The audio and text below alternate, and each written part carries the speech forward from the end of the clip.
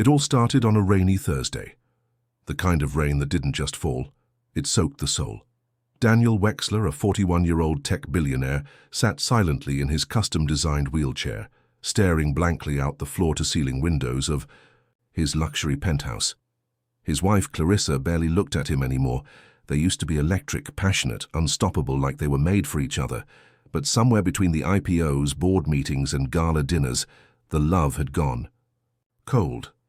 Clarissa had become distant, moody, almost annoyed by his very existence, and Daniel, despite being a genius at building empires, had no clue how to fix a crumbling marriage.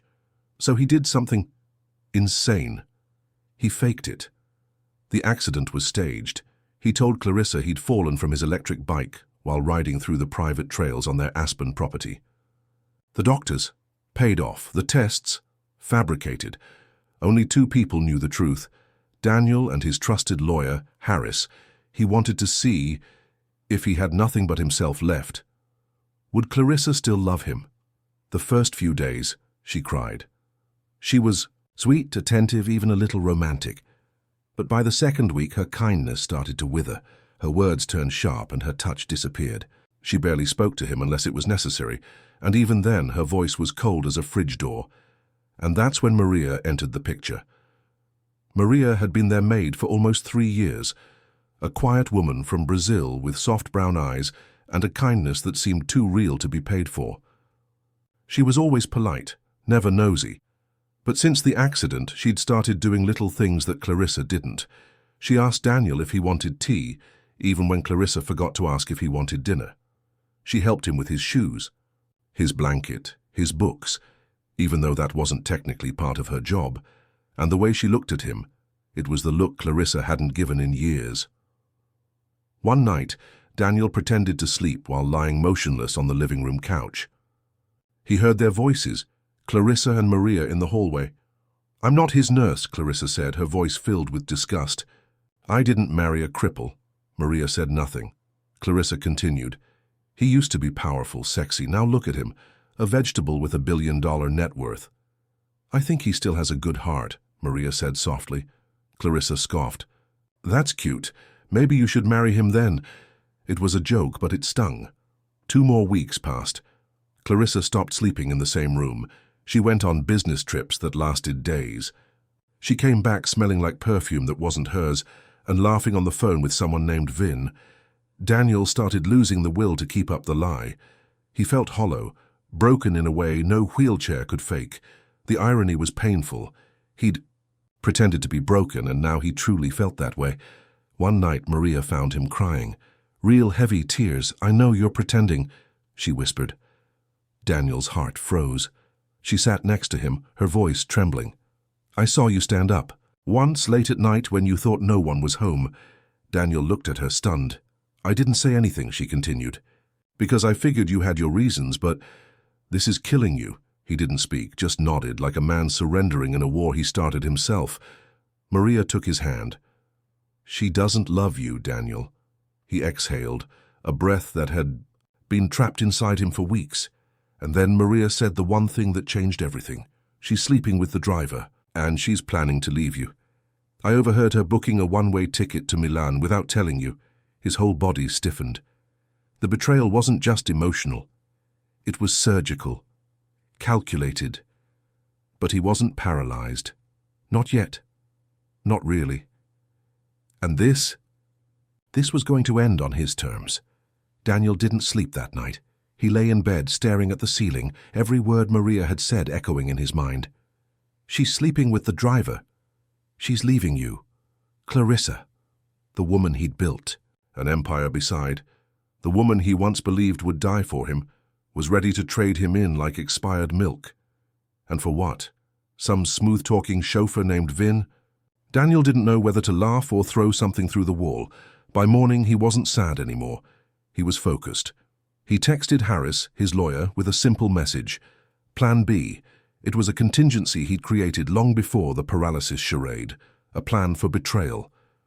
It included everything from freezing joint accounts to camera footage stored off-site, and a quietly written post-nup Clarissa signed years ago without reading. At the time, she'd laughed, sipping champagne, saying, You think I'm with you for money? Now the contract would speak for itself, but first he needed to watch, to catch her red-handed, not just for the lawyers, but for himself. To kill any lingering part of him that still hoped she loved him, he installed a hidden camera in the guest room where Clarissa now slept. The feed streamed directly to his phone. It didn't take long.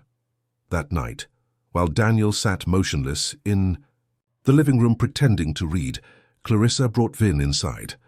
They laughed, kissed, even joked about the cripple in the next room. Daniel didn't blink. He watched her kiss another man in his house, on his sheets, while she wore the diamond necklace he gave her on their anniversary. His jaw clenched, so tight it felt like it might crack. The next morning she acted as if nothing happened, kissed him on the cheek like it was habit, a mechanical, dead little kiss.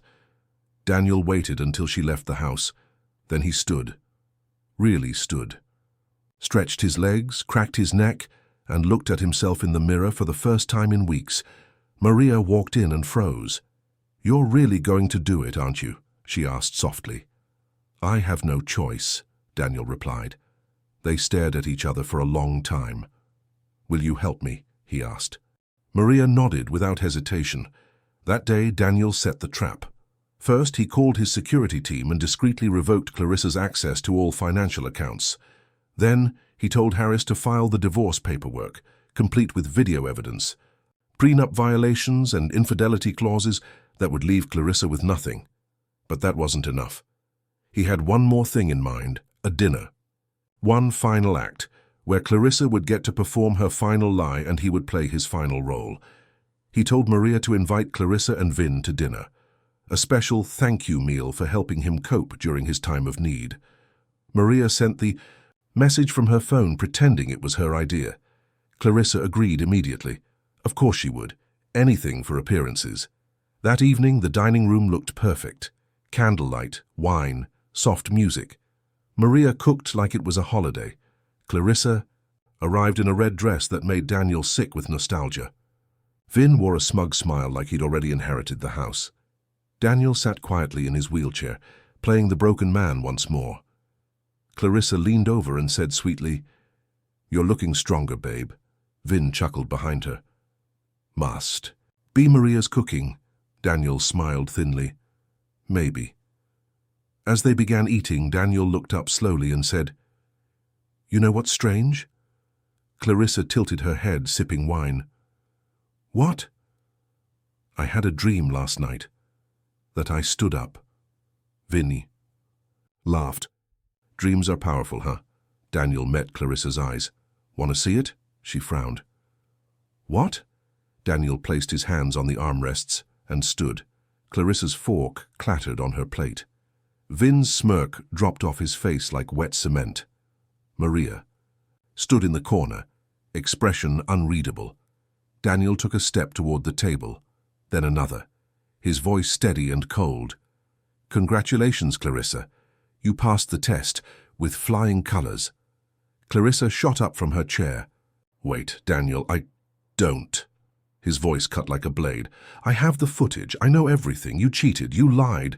And now you'll leave the same way you came into my life, empty-handed." Vin stood too, puffing out his chest.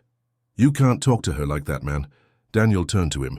"You're fired. Security will escort you out." "Dude, you can't be serious." Daniel didn't even answer. He just looked at Maria and nodded. Security entered within seconds.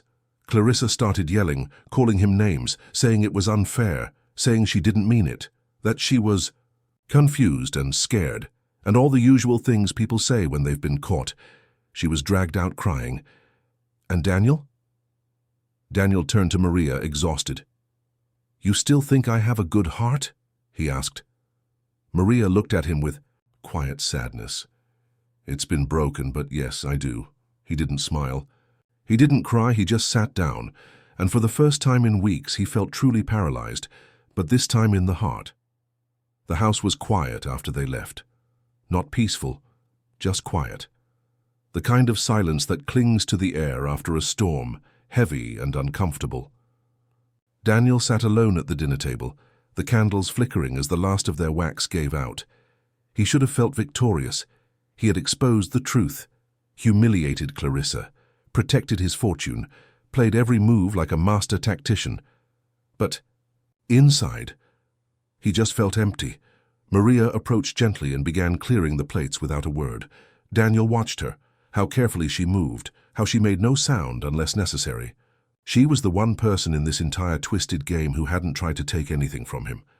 "Maria," he said softly. She stopped and looked at him. "Yes? Sit down." She hesitated, then slowly lowered herself across from him. "I owe you more than I can say," Daniel began, his voice low, flat. "You could have exposed me or walked away, but you didn't." Maria didn't speak, just met his eyes and gave him a look he hadn't seen in years. Genuine concern. The kind that didn't ask for anything back. "I think," Daniel went on, "I wanted her to fail." Maria tilted her head. "I wanted to believe she'd betray me. That way, I could blame her for everything. For the loneliness. For the silence. Between us. For how dead I've felt inside," Maria said quietly. "You were testing her, but also testing yourself." That struck deeper than he expected. He looked down at his hands. Hands that could build a billion-dollar company but couldn't hold on to love. "Maybe I didn't deserve her loyalty," he muttered. "Maybe I drove her away before the test even started." Maria nodded slowly. "Maybe, but she chose the driver. She made that choice." He looked up again. Her voice had no malice, no revenge in it. Just truth. That hurt more. "You know," he said with a bitter chuckle, "there was a time I thought I was untouchable. Nothing could break me. Not people, not betrayal, not death." Maria looked at him for a long moment.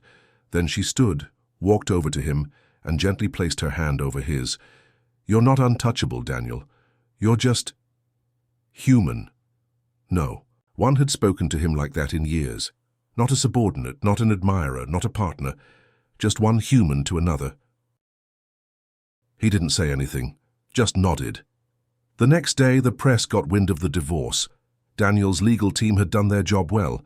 Clarissa was named in the paperwork. The prenup was ironclad, and the affair was tastefully but clearly referenced. The imam headlines were merciless.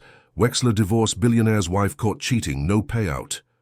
Clarissa Wexler walks away penniless.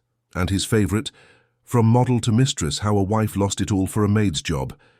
Daniel should have smiled reading those, should have felt some rush of vindication. Instead, he turned the news, off after 2 articles, and stared blankly at the wall. He walked now mostly, but still used the wheelchair when he didn't want to be bothered. It wasn't about the fake injury anymore, it was about the weight, the emotional limp that followed him around even though his legs were fine. Maria stayed, but things between them shifted. Not in a romantic way, not yet, but in a strange, honest kind of closeness. He began eating meals with her instead of in his study. They'd talk sometimes, about little things. Her life, her family in Brazil, the dreams she'd put on hold for this job. One evening she brought out a small photo album. Daniel raised an eyebrow. "What's this?" "Proof that I was once more than a maid," she smiled. Inside were pictures of Maria at college, volunteering, dancing with friends. Then a photo of her at a hospital, holding an older woman's hand. "My mom," she said softly. "She passed last year. Cancer." Daniel looked at her, surprised. "I didn't know." "You wouldn't. I didn't tell anyone. I took a week off and flew home quietly. I thought no one would really notice." Daniel felt a knot in his chest. "I'm sorry." She nodded, then closed the album. "We all lose things, Daniel. You lost love, I lost time, but we're still here, right?" He didn't know what to say to that, but for the first time in a while he didn't feel like lying. "Yeah," he said. "We're still here." The room fell into silence again, but this time it wasn't heavy, it was peaceful. And maybe, just maybe, something was starting to grow in the ashes Clarissa left behind. The following weeks were slow, but healing. Daniel spent more time walking around the house than he ever had. He started taking the stairs instead of using the elevator, started making his own coffee, burnt it a few times, laughed about it. Sometimes Maria would watch him with this half-smile like she knew he was trying to relearn how to be normal. He was surprised how much of himself had rotted while he was rich. Everything had been handed to him for years, Meals, clothes, fake affection, even fake friends. Losing Clarissa didn't just reveal her true face, it revealed his own, and it wasn't flattering. He used to think people envied him because of the money, but now he knew. People pitied him because of it too. One afternoon, Maria found him, sitting on the balcony, a bottle of whiskey by his side, untouched, just staring. "You drink now?" she asked, raising a brow. "Nah," Daniel replied. "Just like having it near me. Makes me feel like I could spiral if I wanted to." Maria chuckled and sat beside him. "So dramatic. Part of the Billionaire package," he said. "Emotional dysfunction, a tragic backstory, and a luxury alcohol collection." He was kidding, kind of. They sat in silence for a while, just watching the sunset. It was the first time in forever he didn't feel like talking meant impressing. "There was no game here, no test, no mask. I've been thinking about leaving," Maria said suddenly. Daniel turned his head sharply. "What?" "I don't mean forever," she added. I want to go back to Brazil, just for a while, see my brother, visit my mom's grave, maybe take a break from all this." Daniel nodded slowly, trying to keep his face neutral. "Yeah, of course," he said. Maria smiled softly.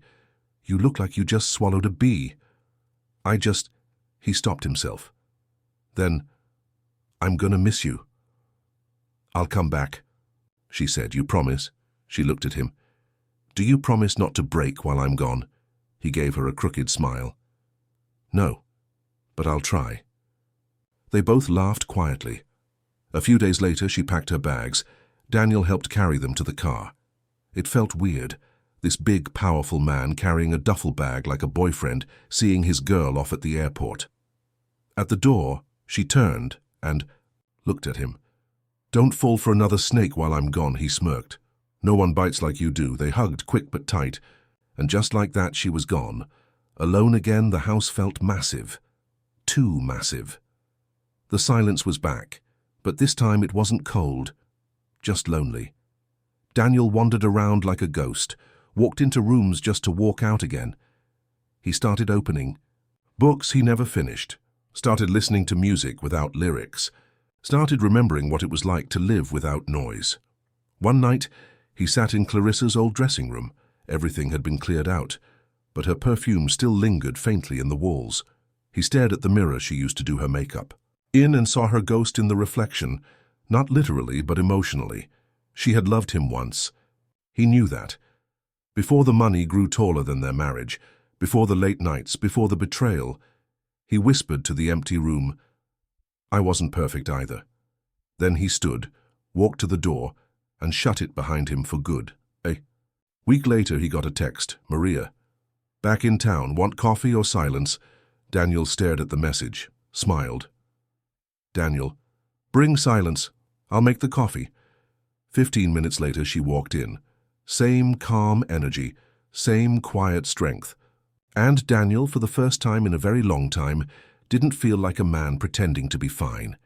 He was fine, better than fine, alive. They sat in the kitchen, sipping coffee. No fancy words, no flirtation. Just two people who had survived something, and were still learning how to live again. After a while, Daniel said, "You ever think about doing something else?" Maria tilted her head. "Like what?" "I don't know. Opening a restaurant, going back to school, starting your own thing." Maria smiled slowly. "Why, you offering to invest?" Daniel looked her dead in the eyes. "I'm offering to believe in you." That made her look away, just for a second. Like no one had ever said that to her before. And in that moment, Daniel Wexler, the billionaire who faked paralysis, who lost his wife, who nearly lost himself, realized that maybe, just maybe, this wasn't the end of his story.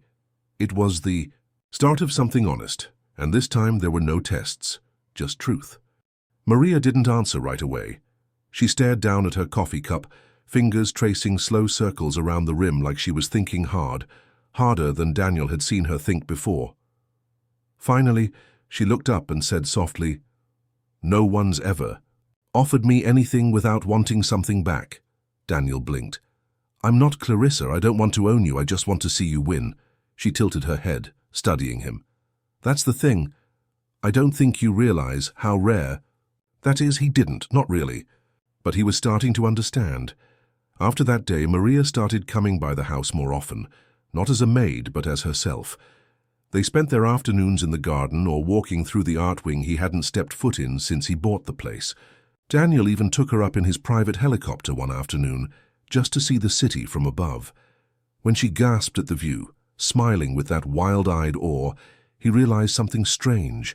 Her joy made him feel rich again. Not the fake kind of rich, the kind you measure in love, in purpose, in who you get to share your sunsets with. One day they ended up back on the balcony. Same spot, different weather. The air was warmer now, like spring was finally pushing winter out of the way. Maria turned to him. You ever get scared? Daniel raised of being happy again, like the moment you... Let your guard down. Life will remind you it still owes you pain. Daniel exhaled deeply. All the time. They both looked out into the distance. The city lights flickered like stars had fallen to earth. I think Clarissa broke more than just our marriage, Daniel said finally. She broke my belief in love, in people, in myself. Maria turned to him. Then maybe we don't try. To fix that, maybe we just build something new. He looked at her, and in that moment he didn't see a maid. He didn't see someone beneath him. He saw someone beside him, someone who had watched him fall apart and didn't flinch, someone who had heard his silence and still stayed, someone who had nothing to gain and yet kept giving. He reached over and took her hand. She let him. No words were needed. A few weeks later, Daniel hosted a private dinner. Not a gala, not a charity thing. Just a small circle of people he actually liked. Investors, creators, thinkers. A few old friends who hadn't turned into snakes during the Clarissa fallout. He invited Maria, of course. She showed up in a simple navy dress that made the entire room freeze for a second when she walked in. People noticed. Whispers started. Is that her? Wasn't she the maid? She's with him now. Daniel didn't care. He walked up to her, offered his arm and said loud enough for everyone to hear, "Let me introduce the most grounded, intelligent and honest woman I've ever known." Maria blushed a little, but she held her chin up. The whispers died down. Quickly after that. By the end of the night, Daniel was done pretending. He wasn't hiding anymore. Not his feelings, not his scars, and definitely not Maria. Later that evening, as they sat alone again in the garden with wine and leftover chocolate cake, Daniel asked her a question that had been growing in his chest like a wildfire. If I gave it all up tomorrow, the company, the money, the empire, would you still be here? Maria looked at him, not for a second, not for drama, but really looked, and said, "If you lost everything, Daniel, I'd still bring coffee. I'd still sit on the balcony with you, because I didn't come for the house." He smiled faintly. "Why did you come?" "I came because you were broken in a way I understood, and I stayed because so was I." He leaned in then, not suddenly, not desperately, just gently. And when their lips touched, it didn't feel like a movie scene or some perfect romantic climax. It felt real. It felt earned. They didn't rush into love. That wasn't their style. But from that day forward, Daniel stopped looking for ghosts. He stopped chasing Clarissa in the halls of his own guilt. He started building something again. Not a business, but a bond. And this time, he wasn't pretending to be broken, because now he was finally healing. The scandal died down like all storms do. A month later, no one cared who Daniel Wexler was dating. The gossip sites moved on to fresher targets. New scandals, new breakups, new billionaires doing stupid things. The internet had the attention span of a goldfish, and Daniel was grateful for it. But for Maria, the wounds didn't fade so easily. She still got looks, still heard whispers. She'd walk into boutiques and feel the chill in the air. Some people knew who she was, others just guessed. She could feel the judgment like heat against her skin. But Daniel never let her go through it alone. He went with her to the store, took her hand at dinner, walked beside her, not in front of her. If someone stared too long, he stared back harder. Not out of shame, out of pride. He didn't love her in secret. He loved her loud, and slowly, Maria stopped shrinking under the weight of public eyes. She started smiling more in public, speaking up when waiters assumed she was the assistant, not the partner. She even told off a journalist who tried to corner her in a parking lot. "I might have been the maid," she'd said, But I never cleaned up after your kind of trash. Daniel laughed for an hour after that one. But still, there were cracks. Not between them, but inside her. Late one night they sat together in his office. Maria looked out the window, watching the city flicker below. "I've been thinking," she said slowly. Daniel turned his chair toward her. "That's always dangerous," she smiled weakly. "What if I start my own thing?" He leaned in. "Tell me more." "A non-profit," she said, "for domestic workers, maids, nannies, housekeepers. So many of them are treated like ghosts, or worse, like tools. I want to change that." Daniel's chest warmed, not just with pride, but with something deeper. Respect. "What do you need?" he asked. "Support, space, a starting fund?" "You've got all three," he said without hesitation. Maria looked surprised. "Just like that?" Daniel leaned back. "You believed in me when I was pretending to be something I wasn't. The least I can do is help you become something real." And just like that, Roots Foundation was born. Within weeks, she had a small team. Within months, a real office space. Daniel stayed out of the spotlight. Maria made it clear she didn't want it to be Daniel's charity. This was hers, her fight, her mission. But he was there behind the scenes, quietly funding, guiding, cheering, watching her blossom, and something changed in him too. He started downsizing, sold his Aspen estate, let go of 3 properties he hadn't stepped foot in for over a year, cut back on the board meetings, declined the speaking gigs.